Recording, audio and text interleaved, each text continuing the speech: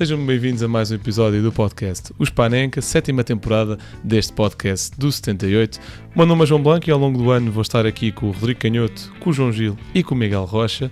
Hoje recebemos Bruno Francisco, analista e comentador, para falarmos sobre o Nice Benfica, onde o Benfica traz de França uma vitória por 2-0, e o Porto Atlético, jogo de apresentação dos Dragões. Onde é que se vê? Onde é que se vê? Onde é que se vê? Onde é que se vê?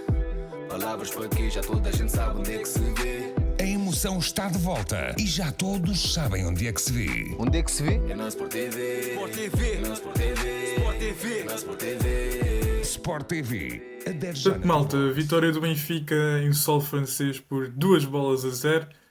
Como já perceberam, estamos aqui com o Bruno Francisco, a quem também dou agora formalmente as boas-vindas. Queria perguntar também, assim, começando pelo 11 apresentado por Bruno Lage, com a estreia de Ivanovic como titular. Surpreendeu-te esta escolha por parte de Bruno Lage? Olá Rodrigo, olá João, olá a todos também os que nos estão a ouvir e que vão ouvir depois e tudo mais.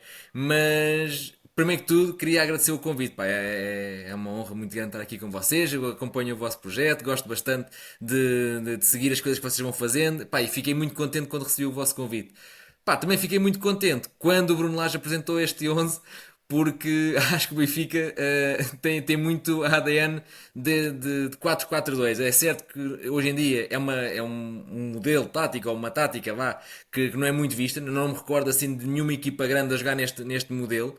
Mas a verdade é que eu prefiro um 4-4-2 de tração à frente no Benfica do que ter um 4-2-3-1 como na Supertaça, em que havia 4 médios e um deles era Leandro Barreira a pressionar ao lado do ponta de lança. Acho que isso não faz sentido nenhum para a realidade do Benfica. Mesmo depois em campo não se traduz num ganho por aí além a nível de qualidade de jogo. O Benfica não defendeu melhor por causa disso, nem atacou melhor por causa disso.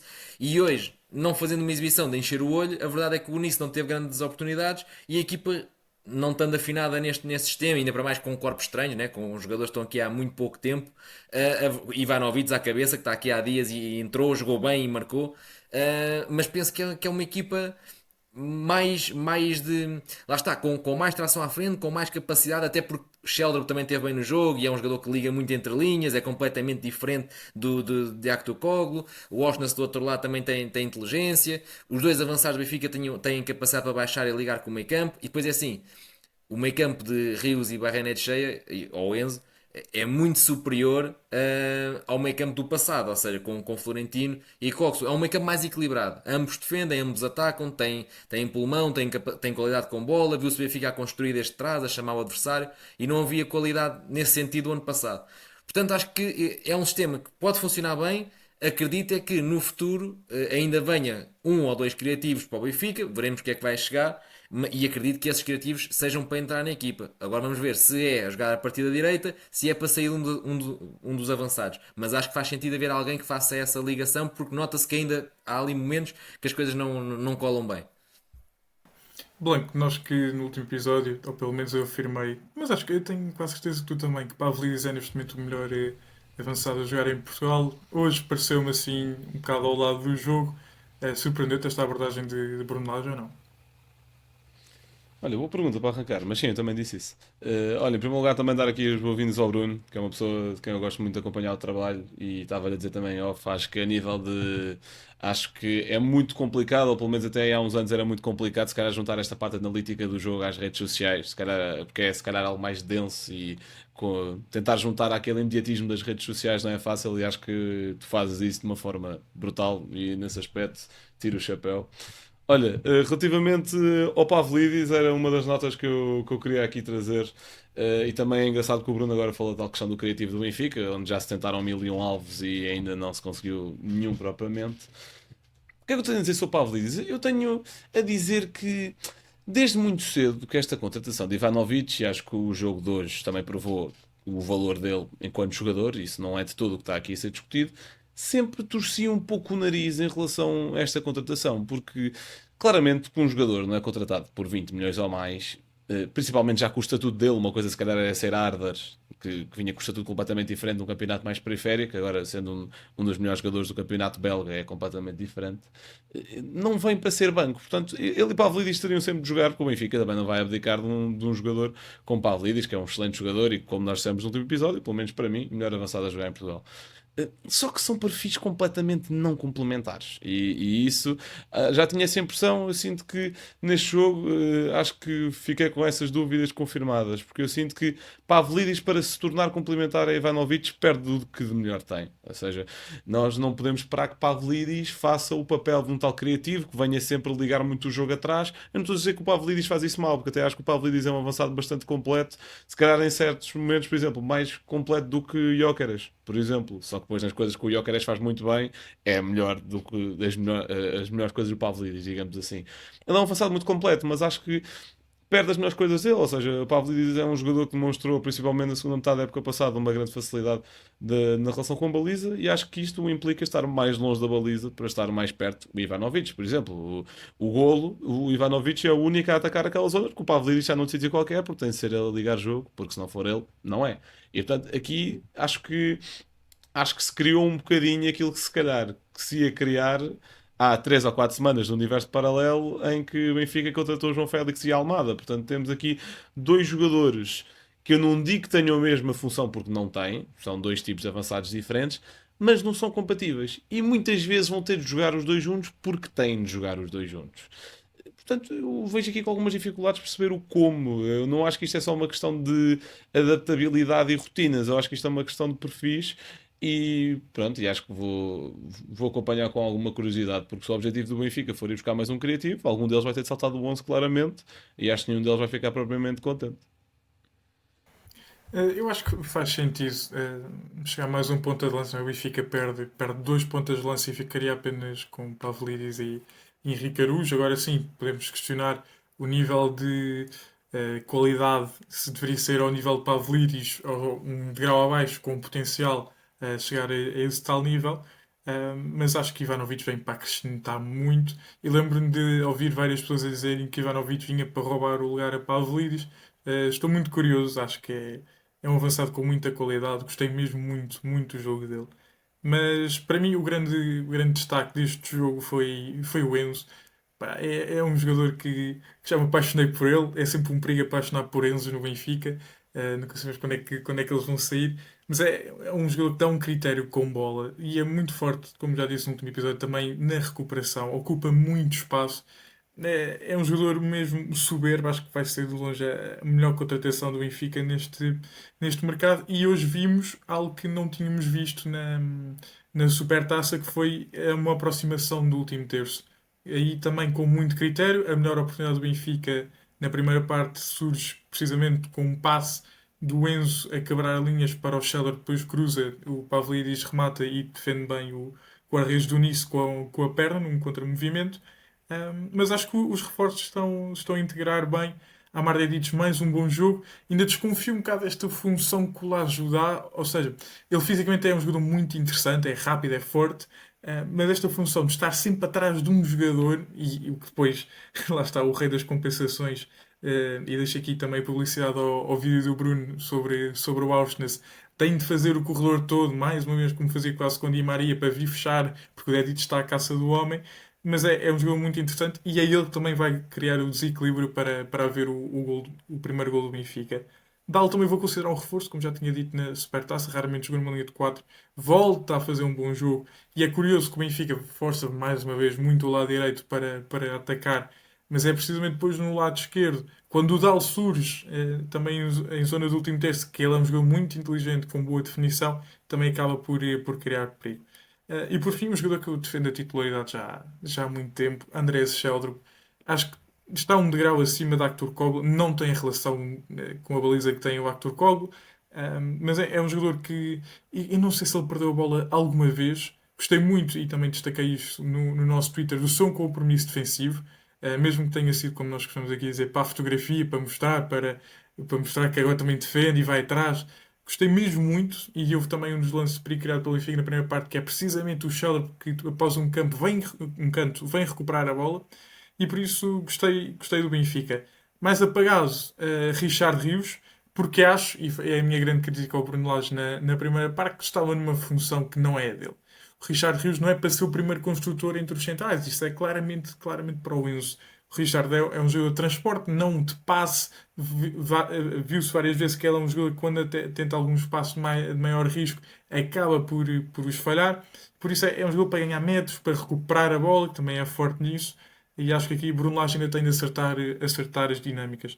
Claro que com um jogador mais criativo, e eu ao longo da segunda parte fui pedindo várias vezes o João Veloso para a saída de Pavlidis, para o Benfica conseguir ter bola, mais critério, mas também um jogador forte na pressão. Um, Acho que pode ser também aqui uma solução. Pergunto também, Bruno, fiquei aqui com algumas dúvidas em relação à exibição de Otamendi. Otamendi tem dois, três cortes impressionantes, muito bons, mas voltou-se a ver um Otamendi um bocado errático, abordagens em que vai claramente à queima e acaba por ser batido. E um Nice que também não marcou, sobretudo no final da primeira parte, por muito falta de critério no último terço, a cabeça Mufi. Por isso, o que é que falta aqui também no processo defensivo do Benfica? Olha, eu acho que o Otamendi já nos habituou a isso, né? O Otamendi já nos habituou a fazer um grande corte e a seguir uma grande casa. Ou seja, ele fez uma temporada incrível, a temporada passada. Ele, somando as últimas duas temporadas, tem mais de 100 jogos feitos e tem mais de 10 mil minutos realizados. Ou seja, estamos a falar de um jogador que tem 37 anos. Isto é um feito inacreditável. E sempre a um bom nível. E a jogar 90 minutos no Benfica e na seleção. Só que o Benfica, por exemplo. Vai acontecer. O Benfica, por exemplo, digo Benfica porque é a realidade que se acompanha mais em Portugal, né? A seleção da Argentina nem sempre as pessoas veem, mas vai ser muito visto no Benfica o Otamendi fazer um grande jogo ou uma grande exibição até certo momento e depois a seguir a ter ali um momento de precipitação, principalmente quando ele tenta antecipar e muitas das vezes é precipitado e acaba ultrapassado. Isso acontece muitas das vezes, acho que vai continuar a acontecer, ainda para mais quando a equipa ainda sente muitas dificuldades. Eu acho que lá está, também é normal, há muita gente nova, há uma mudança de sistema, portanto acho que isso é normal nesta fase, e não houve pré-época também. Mas dá-me ideia que, por exemplo, nas transições defensivas ainda se abre muito espaço. E muitas das vezes o Enzo não é um jogador rápido, é um jogador que eu estou a gostar muito. Já tinha gostado do que tinha visto antes, estou a gostar muito. É um cérebro autêntico no meio campo do Benfica, é um jogador que com bola tecnicamente é muito superior a Florentino, por exemplo, mas a questão é que quando vai à frente, encosta e não ganha o lance, para trás também já não vai correr para trás. Tipo, é um jogador bem na sua passada, é um jogador mais lento nesse aspecto. Ele próprio já disse que ainda se sente muito preso porque já não jogava, já não treinava desde maio, porque ele teve férias no Valência, não foi ao Mundial, não foi nada. Ou seja, ele teve desde maio até agora que chegou ao Benfica sem treinar, entre aspas, num clube, né? Portanto, o próprio diz que ainda não está em perfeitas condições físicas. E isso abre ali um buraco muito grande, porque depois o próprio Rios também é um jogador que gosta muito de ir à frente e depois ele corre para trás, tudo certo, mas o buraco já lá está. Então acho que o Otamendi vai sofrer muito porque já não é um jogador rápido, já não é nada de muito ágil e vai sofrer muito quando se abre este tipo de espaço. E eu acho que muito daquilo que foi acontecendo hoje foi um bocadinho aí, quando a equipa consegue ficar mais compacta. E mais uma vez, tal e qual como aconteceu na Supertaça contra o Sporting, o Benfica conseguiu ficar melhor na segunda parte, ou seja, lá já ao intervalo conseguiu corrigir alguns posicionamentos. Acho que esse, por exemplo, estavas a dizer, e eu concordo, que é a questão do Rio ser o primeiro homem a construir ao pé dos centrais e o Enzo mais projetado, não faz grande sentido. Acho que pode funcionar ao contrário, até porque o Enzo tem uma qualidade com bola, tem uma forma de pensar que sai facilmente de depressão, ainda para mais porque é um jogador que joga com os dois pés e ele tanto se vira para a esquerda e joga com o esquerdo, como vira-se para a direita e joga com o pé direito, e isso é uma vantagem quando se está sob pressão.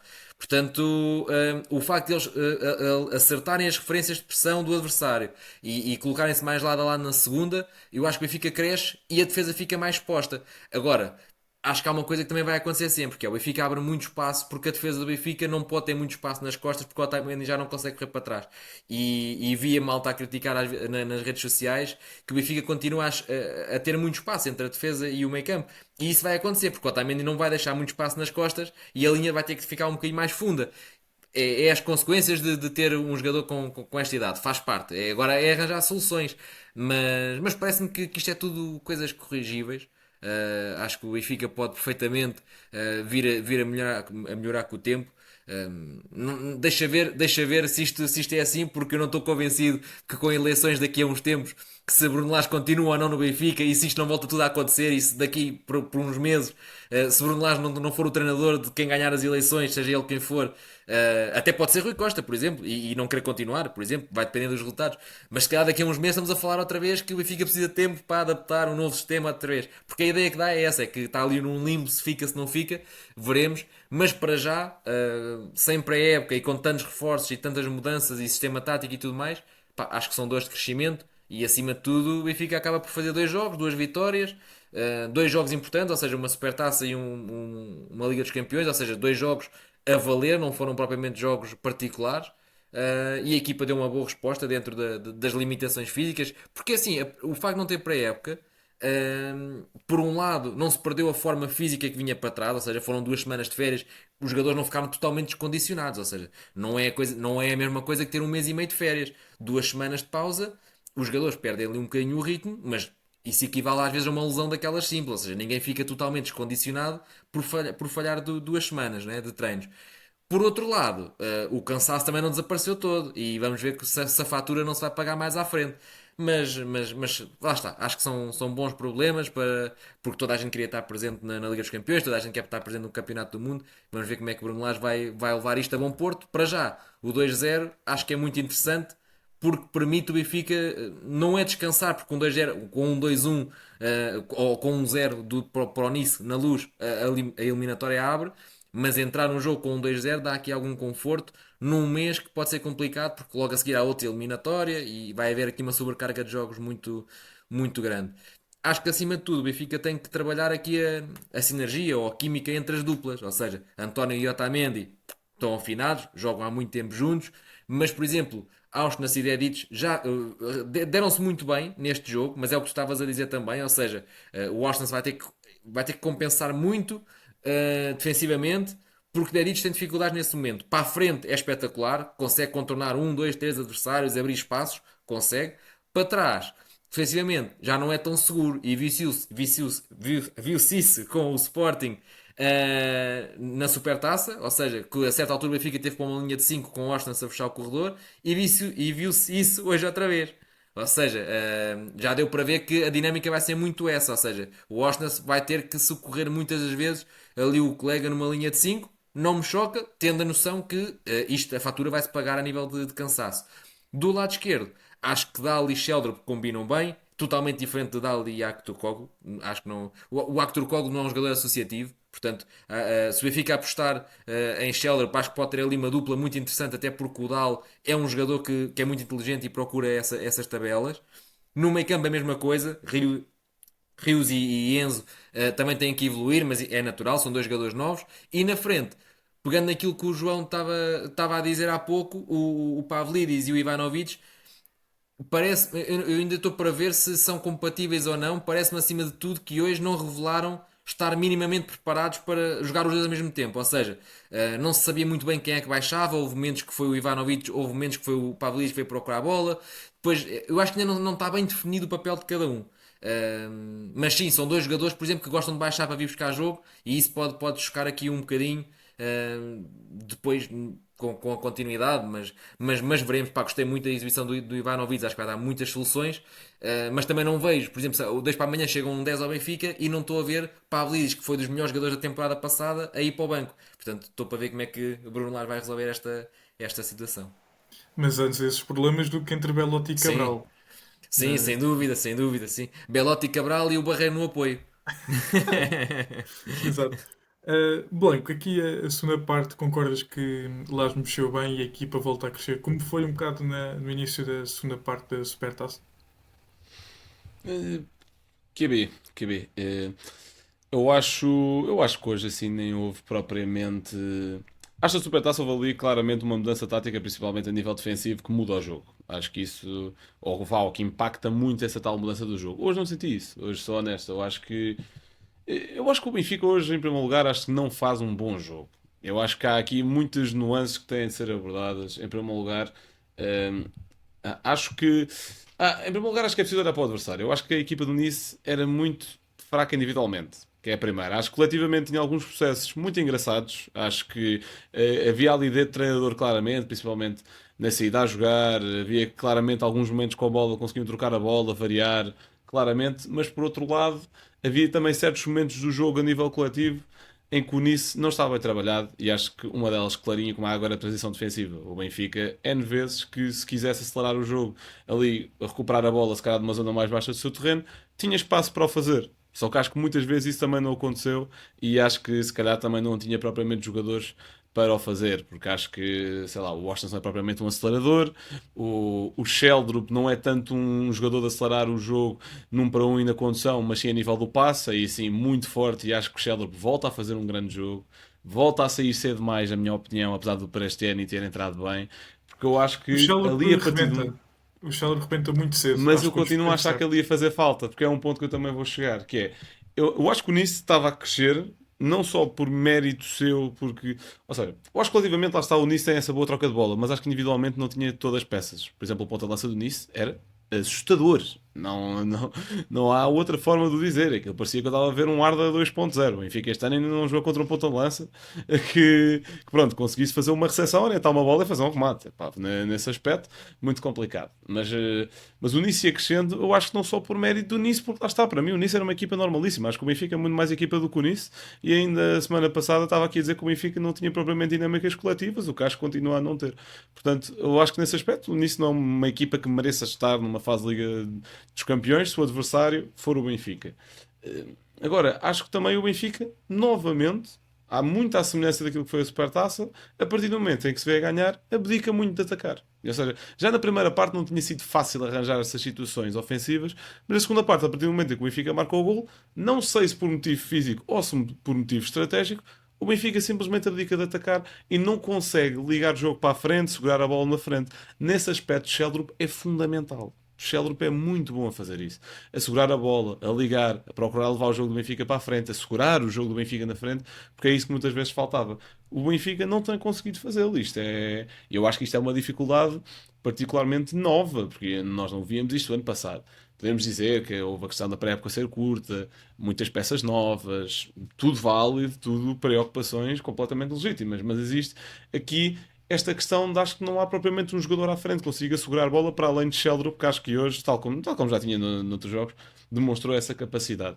Acho que se calhar aquele tal médio para jogar atrás do ponta de lança, ou vá, aquele segundo avançado, quiserem chamar, que seja um pouco mais criativo, tenha mais qualidade com bola, pode ser muito útil nessa parte também. Porque nenhum dos avançados do Benfica tem propriamente como característica segurar a bola e jogar de frente e procurar ali algo combinativo para depois atacar o espaço. Ou seja, o Pavlidis e acho que o próprio Ivanovic, apesar de ainda não termos visto muito dele, é muito mais de fazer isso quando o Benfica já está instalado no bloco contrário, não propriamente em transições. Até vemos muitas vezes, na Supertaça vimos isso, o Pavlidis a definir algo erraticamente transições e isso acontece. Mas acho que o Benfica tem este particular problema tático este ano, e pelo menos sabemos que a amostra é curta, foram 2 jogos, mas quer perceber se isso se vai manter para o jogo da segunda mão. Tinha só aqui mais 2 notinhas, não sei se queres que eu dê já. Ok. Em Pois é. primeiro lugar, acho que de forma muito. E não quero aqui já saltar para conclusões precipitadas, até porque o mercado é algo muito volátil, mas acho que de forma muito tímida, Florentino pode ganhar aqui alguma espécie de segunda vida no plantel, porque apesar de tudo, sempre pá, um médio que entra, um médio defensivo que entra, faz o gol que faz, ganha créditos. E acho que esses créditos, dependendo daquilo que será o mercado do Benfica dia 31 de agosto, podem mudar a situação dele, porque como sabemos, Florentino se calhar nesta altura estaria um bocadinho arriscado o plantel, ou pronto, ou seria um jogador possível e bom de vender no plantel, mas a realidade é que, tal como também tínhamos dito no episódio passado, não há propriamente um potencial comprador claro e óbvio de Florentino. Não há rumores, não há absolutamente nada. E nesse aspecto, entre ter um jogador contrariado ou ter um jogador que está a valorizar e que está a acrescentar em campo, acho que é sempre mais porreiro a segunda opção. E acho que, e como Bruno Lage sabemos que ao longo da época passada também foi confiando bastante nele, acho que pode trazer aqui uma segunda vida, nem que não seja como um jogador que sai do banco. E a minha última nota sobre o Benfica é que tenho muitas, muitas dúvidas relativamente a Richard Rios e acho que este jogo me confirmou, porque a dupla de meio campo do Benfica, neste momento, não podia ser mais o oposto uma da outra, porque temos. E acho que não da boa forma, no sentido de ser uma forma complementar, que acho que não é isso e já lá chego. Porque temos de um lado Enzo, que é um jogador espetacular, principalmente com bola, é muito refinado. Se calhar até a olho nu, quando vieram os dois jogadores mais ou menos em simultâneo, se calhar até se acharia que o Enzo seria a vertente mais defensiva do meio campo e que Rios se calhar seria a mais ofensiva, a transportar a bola para a frente. É exatamente o contrário. É exatamente o contrário. Porque neste momento o que eu vejo é um Enzo com uma capacidade com bola soberba, dois pés, aquilo que nós fomos dizendo, muito, muito bom. E depois vejo um Richard Rios que com bola acrescenta muito, muito pouco. Eu não vejo o Rios a acrescentar grande coisa com bola, mas sem bola sim traz uma intensidade ao jogo muito diferente. Também me surge aqui uma dúvida que é, será que isto é de ser característica do jogador e é sempre assim, ou é por vir com um ritmo competitivo muito à frente dos demais? Porque Rios também tem esta vantagem neste momento relativamente aos colegas e relativamente aos clubes todos com quem jogar no próximo mês e tal, que é o tempo que há de demorar até os clubes apanharem o ritmo dele. Porque, por exemplo, nós vemos essa tal questão das funções em que tu dizes que, pronto, no início, se calhar vinha ao Rios buscar um bocadinho mais ao pé da defesa à bola, se calhar aquilo trocou um bocadinho mais na segunda parte. Eh, Ou seja, eu para mim acho que o ideal seria era ter dois Enzos, porque se calhar, apesar de perderes algum tipo, e ainda assim, estamos aqui a falar como, eu estou aqui a falar como se calhar se passa a ideia que o Enzo não sabe defender, não é todo esse o tema, mas acho que Richard Rios é que está com uma intensidade diferente nesse aspecto. Porque se tu queres um médio para ser aquele médio que ajuda a construir e que lança ataques a partir de trás, é claramente o Enzo. Se queres um médio dessa dupla que queira estar mais à frente a definir ataques mais perto da área, é o Enzo também. É o Enzo também. Portanto, não vejo com alguma dificuldade como é que esta dupla vai surgir, porque vejo Richard Rios, pelo menos com bola, a anos-luz, a nível negativo de Enzo, e acho que esse sim está a ser um jogador superlativo no Benfica neste início de temporada. Ó João, Concordo. já agora, desculpa. Força, força, Bruno. Desculpa. Eu escrevi isso muitas vezes na altura quando se falou da. Quando foi a novela da transferência do Rios para o Benfica. Pá, comentei em grupos do WhatsApp, comentei no Twitter, disse em vídeo também no YouTube. Muito isso que é. Eu, mesmo no Palmeiras, nunca fiquei completamente realizado com o Rios. Ou seja, acho que é alguém que com bola falta-lhe muita coisa. Sem dúvida que é um animal competitivo. Vai à frente, vem atrás, ganha duelos, nunca se nega, vem com andamento, sem dúvida. Sem bola acho espetacular. Num jogo de transições, que é muito também aquilo que o Abel faz no Brasil, que é tipo também é um jogo um bocado que eu não gosto, vamos chamar pragmático, digamos assim, o Palmeiras do Abel. Acho que pode resultar. E o Lage também também tem jogado assim um bocadinho em transições ao longo da estadia no Benfica. Pode resultar. Agora, quando se vai a ver, e no Mundial de Clubes, por exemplo, falou-se muito. Porque é aquele jogador que encanta a bancada, que corre para a frente, corre para trás e encanta pelo esforço físico que coloca em campo. Mas quando se começa a perceber as ações e ele falha imensos passos, força muitas das vezes, seja o passo, seja a condição vertical e perde, obriga a equipa a partir e a correr para trás. Pá, não, tenho muitas reservas, acho que não vale os 30 milhões, acho que é um jogador super válido para a temporada do Benfica, mas acho que não vale 30 milhões, porque 30 milhões tem que ser um médio mais completo, principalmente com bola, parece-me. Mas, Não, pá, mas não concordo estou com isto a completamente. quer dizer que não estou a dizer que é mau, acho que vai ser muito válido, mas não é um jogador que me encante com bola, ou seja, eu também prefiro o perfil do Enzo, como estavas a dizer. Certo, O Enzo vale e mais 30 olha, milhões que o Rios. não, claro que Isso, sim, claro que sim. Eu sim. acho mesmo. E até perceber também aquilo que vão ser as necessidades do Benfica ao longo da temporada. Eu acho que o Rios vai receber muitas críticas semelhantes àquilo que recebeu o Florentino na temporada passada. Por exemplo, se calhar não tão do ponto de vista de. Acho que a nível técnico, pelo menos a nível da recepção, por exemplo, é muito mais refinada que o Florentino. Acho que nesse sentido sim. Mas acho que é tão limitado no jogo com bola como Florentino, por exemplo. Acho que num jogo de transições, acho que Florentino é mais útil, principalmente nas tais transições defensivas.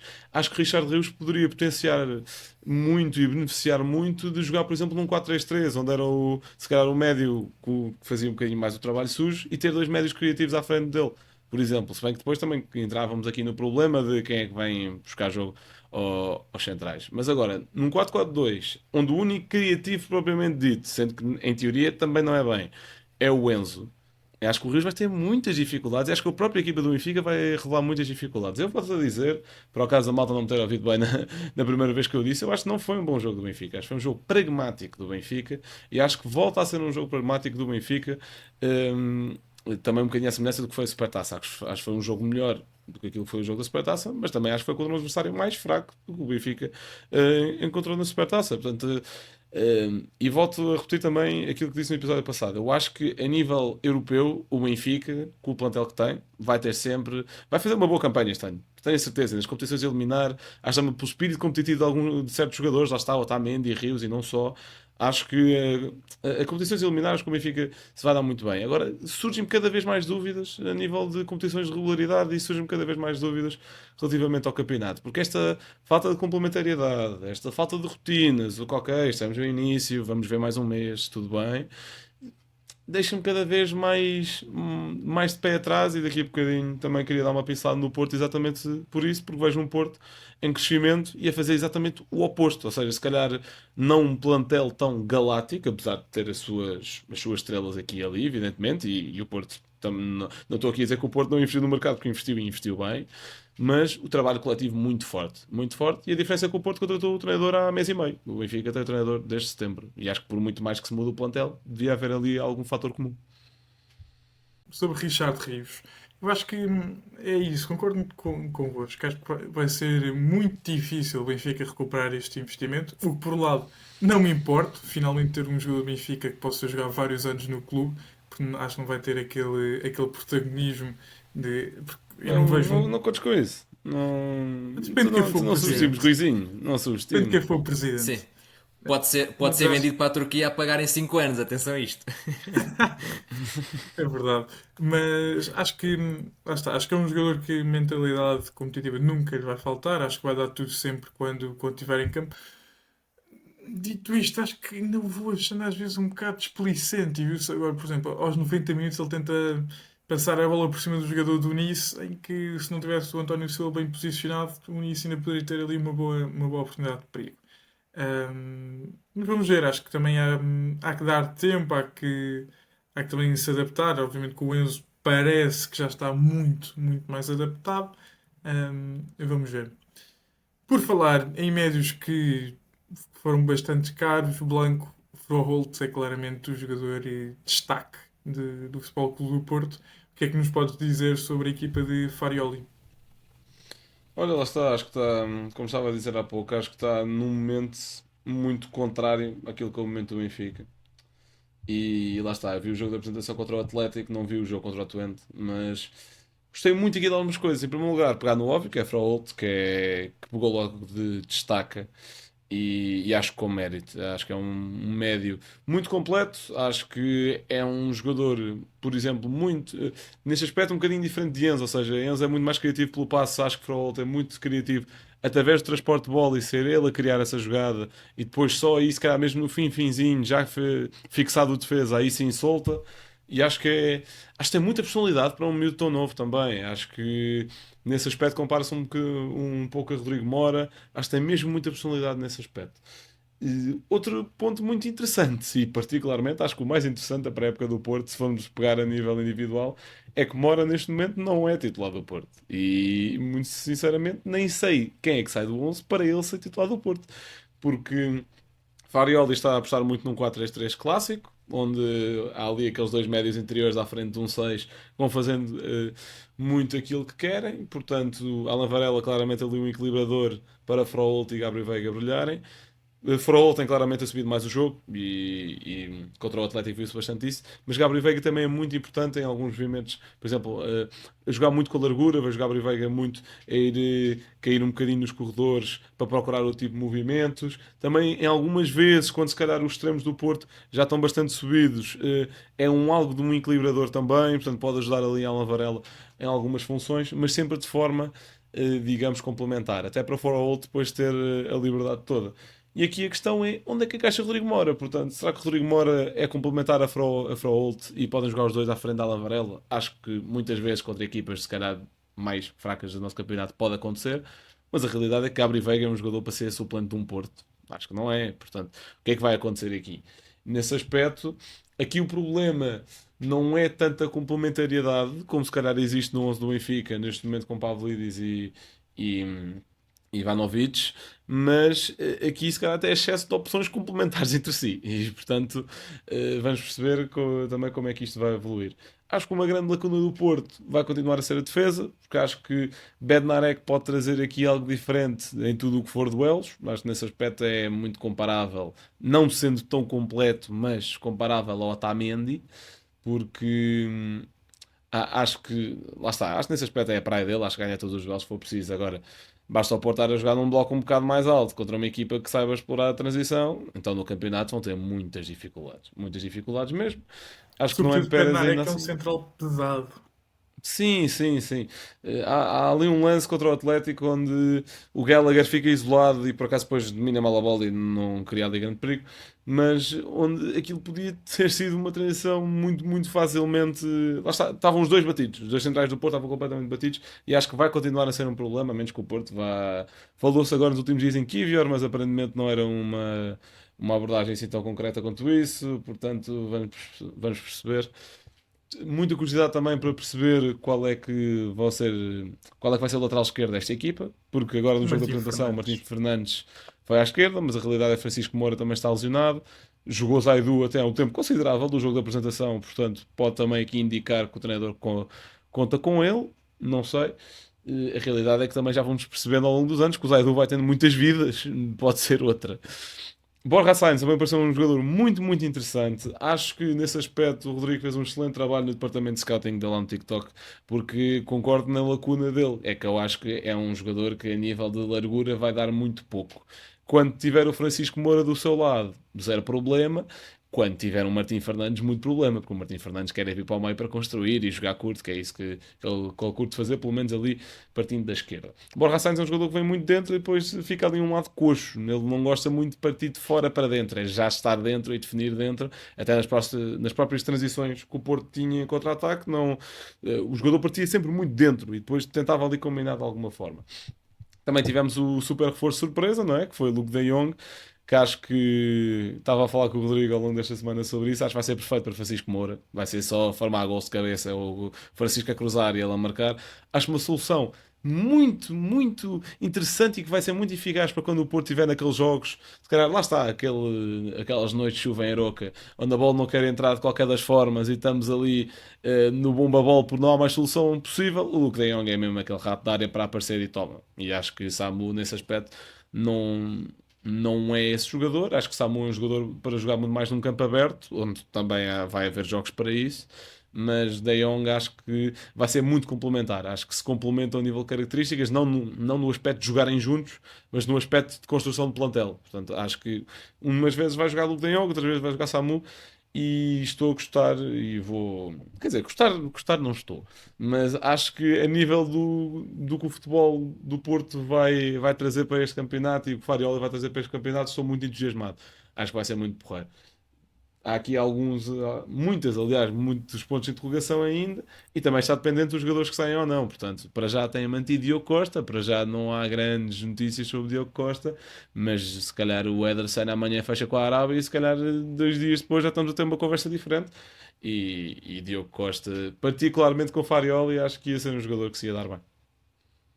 Olha, já agora Sobre... deixa-me Força, só Bruno. pegar. Desculpa, Digo. Olha, eu ia só Força, dizer, força. pá, estou super fã do meio campo do Porto. Eu acho que há aqui uma diferença grande, pegando naquilo que é Farioli como treinador, ou seja, acho que o Porto tem neste momento o treinador mais capaz, ou pelo menos aquele treinador que tem um sistema tático, ou que tem umas ideias muito reconhecidas, ou seja, ele jogava em 4-3-3 lá fora e chega aqui e num mês tem o seu 4-3-3 a funcionar minimamente bem, ou seja, dá para perceber que há alguém que valoriza o treino e que há trabalho em casa.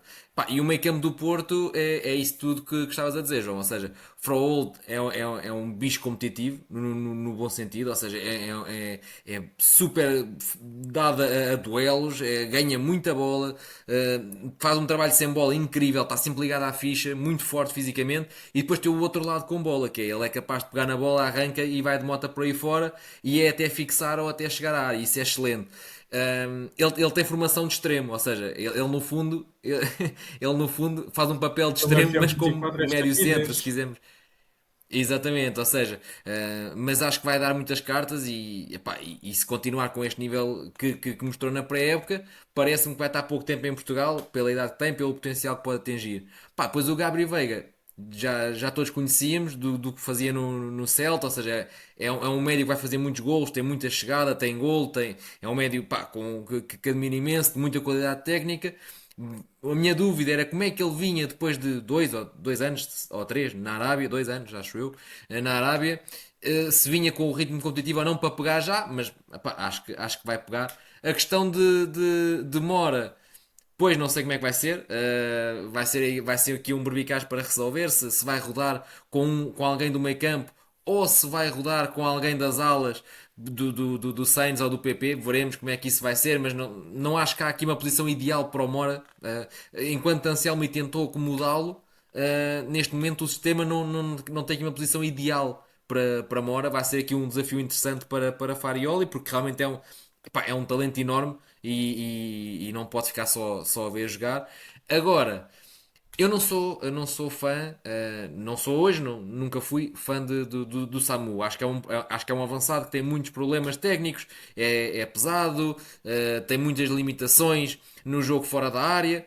É um avançado para ser servido, ou seja, tem que ter uma equipa que o sirva. E o Farioli, tal e qual como o Anselmi, exigem dele coisas que Vítor Bruno não exigia. E Vítor Bruno conseguiu potencial, conseguiu com que ele fizesse muitos gols em pouco tempo.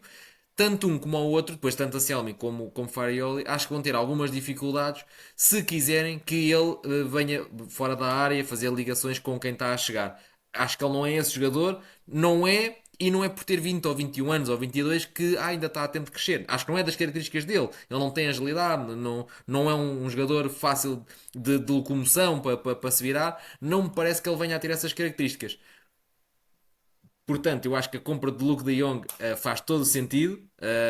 É um jogador que pode entregar muito mais coisas perto dessas ideias do treinador.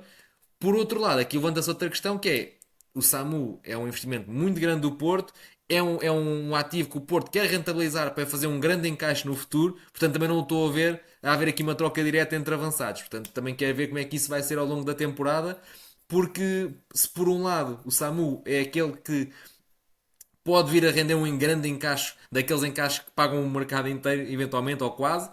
Por outro lado, o De Jong é aquele jogador que vai mais de encontro às ideias do treinador. Sim, eu acho que há um jogador que já há 2, 3 anos que não está a render aquilo que já rendeu e é o PP. Agora pergunta-se: o Mora consegue jogar à direita? Eu acho que o Mora consegue jogar em muito lado.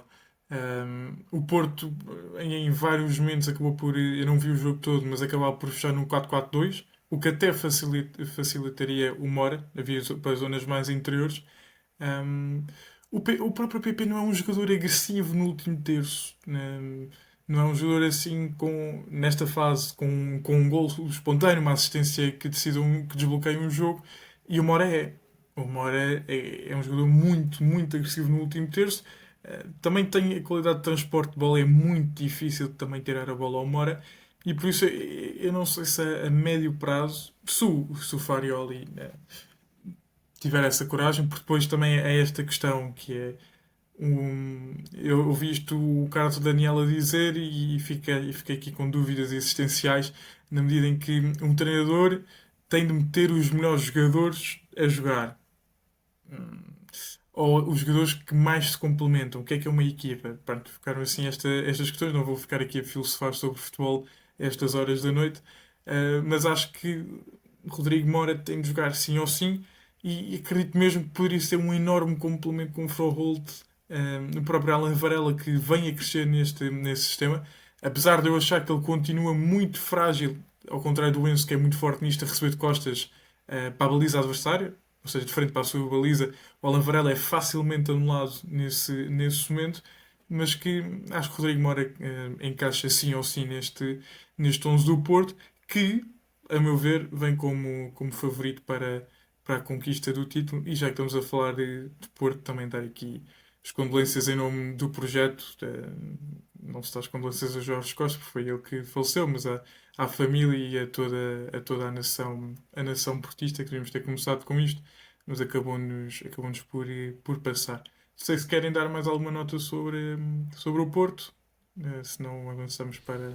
Não, já me adiantaste, foi o facto, mas tudo bem. Não, Era sobre evidentemente, Jorge Costa. falar sobre Jorge Costa, não quis adiantar na parte em que se estava a falar do jogo, mas era algo onde iríamos sempre tocar claramente, se conseguisse chegar exatamente ao facto que está aqui. Portanto, Jorge Costa é o terceiro jogador que mais vezes foi campeão pelo Porto. Portanto, Vítor Bahia foi 10, João Pinto foi 9 e Jorge Costa e Semedo foram 8 cada. Portanto, também foi pentacampeão e não são muitos aqueles que estiveram presentes nos 5 campeonatos do Porto entre 95 e 99. Portanto, Aloísio, Paulinho Santos, Rui Barros, Drulovic, Folha e Jorge Costa. Estamos aqui a falar de um central que marcou uma geração, um central que ali marcou os anos 90 e início dos 2000 pela forma como a bola passava ao homem, desse tipo de centrais, se calhar num futebol diferente e claramente. Acho que não há muitos desses no futebol atual, até porque acho que o futebol atual não permite que haja muitos desses. E acho que se calhar também a própria arbitragem evoluiu para um capítulo onde já não tolera certas coisas e lá está, esse tipo de jogadores vão acabando por se perder. Se calhar Pepe foi o último jogador dessa linha, se calhar Sérgio Ramos sendo muito mais refinado também, se calhar foi um dos últimos jogadores dessa Bruno linha. Alves. E sim, por acaso portugueses temos bastantes nessa linha. Mas, mas sei lá, por exemplo, lembro perfeitamente de nós em mais miúdos, se calhar gozarmos muito com o Ruben Dias, que era um central completamente fruteiro. Epá, o Ruben Dias é um santo a comparar aos outros dois ou três, não?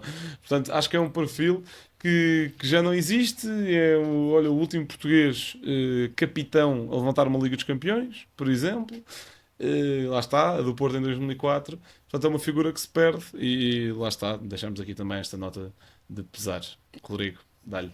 E que estava a construir algo bonito para este ano. E as últimas Certo, ou seja, palavras dele foram de confiança também para este ano. certo, e também temos essa, ou seja, o Porto também vai ter essa questão, evidentemente, para além da perda humana, também perde aqui um asset desportivo, não é? Não é, ou seja, se calhar é um bocado cedo estar a falar destas coisas, mas mais tarde ou mais cedo o Porto vai ter de abordar esta questão. Ou seja, o Porto neste momento está sem diretor desportivo, pelo motivo trágico que é e não desejável que é, mas é a realidade. Tal como se calhar o Liverpool, em vez de comprar só o Ekitike, ou o que é, pá, eu não consigo dizer aquele nome, Aqui, aqui. já desisti. Pronto, o que tu quiseres. Se calhar, para além dele, se calhar também vai ter de comprar o Isaac, porque infelizmente abriu uma vaga na frente pelos motivos que nós todos sabemos e não todos desejáveis, mas a realidade é que, pronto, para o bem e para o mal a vida segue e também tem de ser discutido essas coisas. Portanto, neste momento o Porto não tem diretor desportivo e está numa fase importante da temporada. Pode ser algo que Yeah. influencie, não, ou seja, Pá, sabes que. é triste, mas é o quê? Yeah. Sim, sabes que eu vi, ou seja, eu cresci ali nos anos 90, então apanhei ali grande parte da carreira do Jorge Costa e, pá, e sempre olhei para ele, como muita gente foi dizendo ao longo destes dias, que era o capitão do Porto, acima de tudo. O Jorge Costa não era só o Jorge Costa, era o capitão do Porto, era muito por aí. Ele simbolizava aquilo que todos nós reconhecemos, a equipa do Porto, o ADN do Porto, ele era o símbolo disso na altura. E venceu muito, ganhou muito, ganhou dentro de portas, ganhou fora de portas, ganhou na Europa e fez parte da seleção mítica é das minhas primeiras memórias, ou das memórias mais vivas que tenho, digamos assim, no futebol, que é aquele Euro 2000 em que ele é central ao lado de Fernando Couto com João Pintos, com Rui Costas, com Luís Figo, Sérgio Conceição. Pá, uma seleção mítica que ganha 3-2 à Inglaterra, 3-0 à Alemanha, depois é eliminado por um penalti na meia-final com a França. Pá, e então ele acaba por fazer este acompanhamento da minha infância e da minha adolescência, digamos assim. Pá, e não é, como estavas a dizer, não é fácil encontrar jogadores que sejam apreciados ou não vou dizer adorados, mas que sejam apreciados ou sejam unânimes por todos os adeptos em Portugal, porque há muita cultura de o meu clube é que é, os outros não interessam. Pá, e o Jorge Costa conseguiu isso, ganhou muito, mas foi sempre um jogador que se via que tinha uma boa ligação com todos e principalmente fora de campo era uma personagem que tu vias nas entrevistas que era super acessível e isso pá, não se vê todos os dias e lá está, condolências a toda a gente e que descanse em paz. Bem, não sei como fazer uma transição agora aqui para os meus colegas de quarto. Hoje eu quero saber se o Gil realmente ouve os episódios quando não os grava, por isso hoje temos aqui finalmente um concorrente à altura, de João Blanco. Por isso agora, Bruno, é tentar adivinhar quem é que é o jogador. Este jogador. ehm, o que é que eu aqui? Este jogador partilhou o balneário com Cristiano Ronaldo, Fábio Coentrão, Witzel, Di Maria, Kaká, Pep, Ricardo Carvalho e Benzema. Portanto, Venceu. muito, muito Benfica e muito Real Madrid. É o que eu vejo aqui. Também Já pensa o que sei, quiseres. Hazard. Não. Ah, Venceu uma Liga Alemã, duas taças da Alemanha, uma Liga Espanhola, uma taça dos Países Baixos, um campeonato da Europa Sub-17 e foi eleito o melhor jogador Sub-17 desse campeonato. Começou a sua formação no Borussia Dortmund, depois é emprestado em 2007-2008 ao Feyenoord, pelo próprio Dortmund. Faz mais 3 anos de Dortmund, até que se muda em 2011-2012 para o Real Madrid. Fica apenas um ano. Em 2012-2013 regressa ao Dortmund por uma passagem por um clube que não vou revelar, que foi onde ele partilhou quarto com outro. Depois, muito Borussia Dortmund até 17-18. 18-19 e 19-20 Werder de Bremen, 20-21, 21-22 Antalyaspor, onde termina a carreira. Alguém tem ideia? O Raul, será? Mas acho que não. Não. a cena do jogar com o Witzel é que é bué estranho, porque tem que ser um belga. Não é belga. Ele Onde é que jogou ele com jogou o com o Witzel? Witzel. No Dortmund. Claro, pois, do Dortmund. Pois. Neste momento é um treinador desempregado, mas na última temporada foi treinador principal de uma equipa. Uma equipa alemã. Eu não faço a mesma Pá, ideia. não. Espera aí, isto vai ser bué da Não faço a óbvio. mesma Espera ideia. aí. É assim, Não é é assim tão assim fácil. Ó, Rodrigo, de 0 a 10, tão. de 0 a 10 dirias que é o quão fácil. 5. Mas se se lembrarem do clube que ele treinou a temporada passada, é fácil. Ele não acabou a temporada. Foi despedido. E foi num bom clube na Alemanha. Foi no Aí Dortmund. é fogo, ó, Rodrigo. Quem é que foi É o despedido? Sei Sain, lá. o Não, Nuri agora, Sain. o treinador agora é o Exatamente. Kovac. Não. Nuri Sahin. Ah, Yeah. Exatamente. Ok. Que em 2012-2013 jogou no Liverpool e partilhou o balneário com Gulacsi, também posso trazer aqui Coates, e portanto Borini, Suso, que O Sousa. estavam todos Luís Alberto nesta. estava por aí ou não? Luís Alberto, acho que ou já não, ou ainda não. É que o Não está Liverpool, por aqui. acaso, nesses anos tem aquela cena curiosa de. Tinha equipas assustadoras, não é? Tirando aquela equipa em que o Gerrard escorrega, tem anos absolutamente miseráveis. Mas tinha talentos nos anos a seguir se afirmaram todos em contextos muito diferentes. E Sim. tinha lá está, esses perdidos, o Suso, Tiago Aspas, tinha o Iago Aspas, olha, por exemplo, fixe. A do Scouting estava a Coates. funcionar bem, o resto é que não estava. Mas pronto, fica aqui estes nossos colegas de quarto do Liverpool 2012-2013. Agradecemos muito ao Francisco, ao Bruno, desculpem, estou cansado das 11h30 Não, da é noite, já não dá tranquilo. para nada. É tranquilo, Do... toda a gente me troca os nomes, até porque eu só tenho nomes próprios. Eu sou Bruno Filipe Daniel Francisco. Então, tipo, imagina, às vezes chamam-me Francisco, outras vezes chamam-me Filipe. Tipo, isso é bem normal. Agradecemos aqui muita presença, desejamos também uma boa sorte para a continuação nos projetos em que está envolvido, correu tudo bem nesta época 25-26. Continuem a consumir 78, espero que tenham gostado, fiquem bem e até à próxima. Onde é que se vê? Onde é que se vê? Onde é que se vê? Onde é que se vê? Palavras para quê? Já toda a gente sabe onde é que se vê. A emoção está de volta e já todos sabem onde é que se vê. Onde é que se vê? É na Sport TV. Sport TV. É na Sport TV. Sport TV. É na Sport TV. Sport TV. Adere já na tua box.